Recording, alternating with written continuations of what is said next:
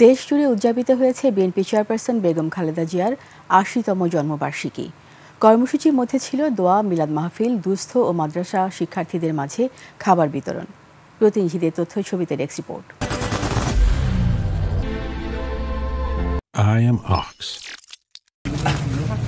BNP chairperson Begum Khaleda জিয়ার জন্মদিনে দেশের বিভিন্ন স্থানে ছিল নানা আয়োজন।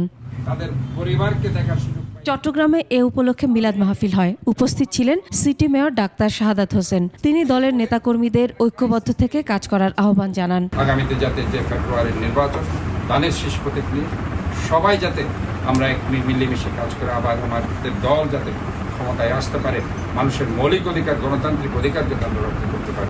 খুলনায় জেলা ও মহানগর বিএনপির উদ্যোগে দোয়া মাহফিল হয়েছে।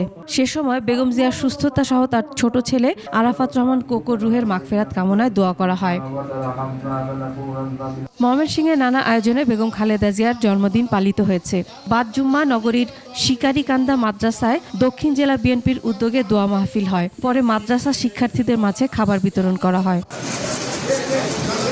রংপুর কার্যালয়ে মিলাদ করেছে জেলা বিএনপি। এতে বিএনপি ও অঙ্গ সংগঠনের নেতাকর্মীরা যোগ দেন।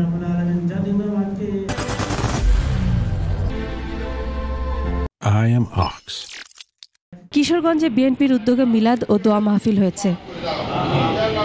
গোপালগঞ্জে জেলা বিএনপির কার্যালয়ে হয়েছে মিলাদ মাহফিল। অংশ নেন দলের নেতাকর্মী ছাড়াও সাধারণ মানুষ। এছাড়া ঝালকাঠি সহ দেশের বিভিন্ন স্থানে আলোচনা সভা ও দোয়া মাহফিল হয়েছে। মাসুমা লিসা, ডেস্ক রিপোর্ট, ২১শে টেলিভিশন।